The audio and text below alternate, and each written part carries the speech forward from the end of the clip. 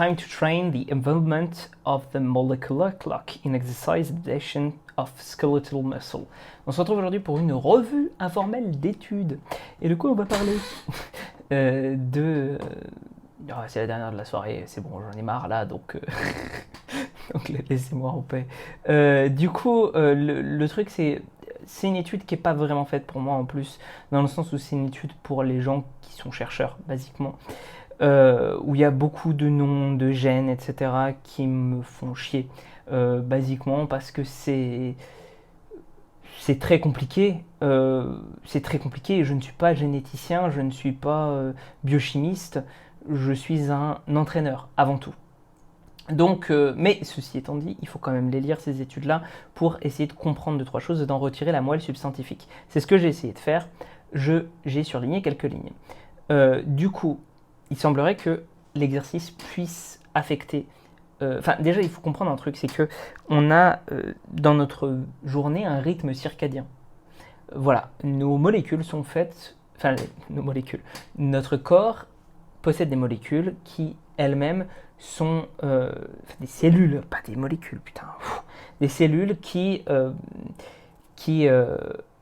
ont ainsi un rythme de vie qui s'axe autour de 24 heures, ce qui est normal parce que nous sommes des organismes qui ont évolué sur une planète où le cycle jour-nuit était de 24 heures.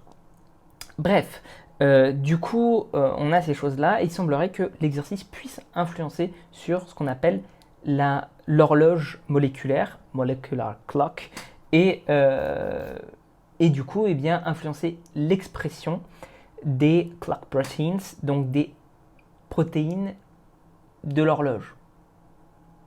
Des protéines en fait qui conditionnent finalement notre horloge interne, on va dire.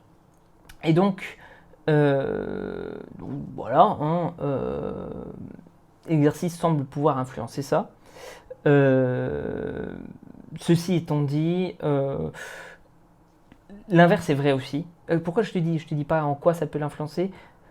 Parce que c'est pas très pertinent, enfin ça n'a pas trop d'intérêt, c'est juste intéressant de le savoir. En revanche, ce qui est cool, c'est que le rythme circadien a aussi un impact sur l'exercice. C'est-à-dire qu'il y a des temps de la journée où c'est préférable de s'entraîner. Notamment les activités de force et d'endurance, il y a un plus grand nombre de records du monde en début de soirée, comparé au début de la matinée.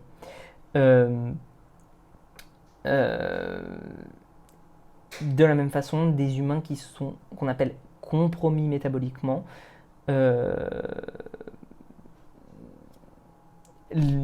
quand ils s'entraînent dans l'après-midi, avaient de meilleurs résultats sur leur métabolisme, notamment sur l'insuline, la sensibilité à l'insuline pour le coup,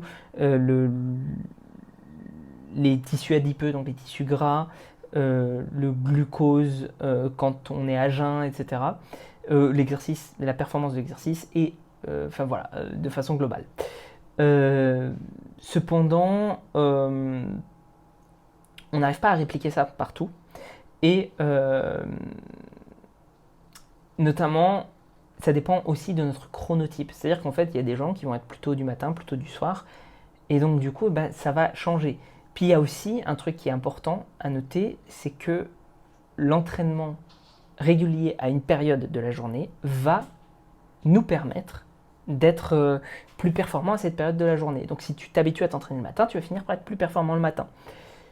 Ce qui fait que par exemple, si tu t'entraînes en compétition, tu auras pour faire une compétition, tu auras tout intérêt à t'entraîner autour du timing de la compétition. Pense-y. En définitive, du coup, ce qui sera ma conclusion aussi, c'est que l'important, c'est pas vraiment le moment de la journée où tu t'entraînes, c'est plutôt est-ce que c'est faisable dans ton planning ou pas de t'entraîner à ce moment-là.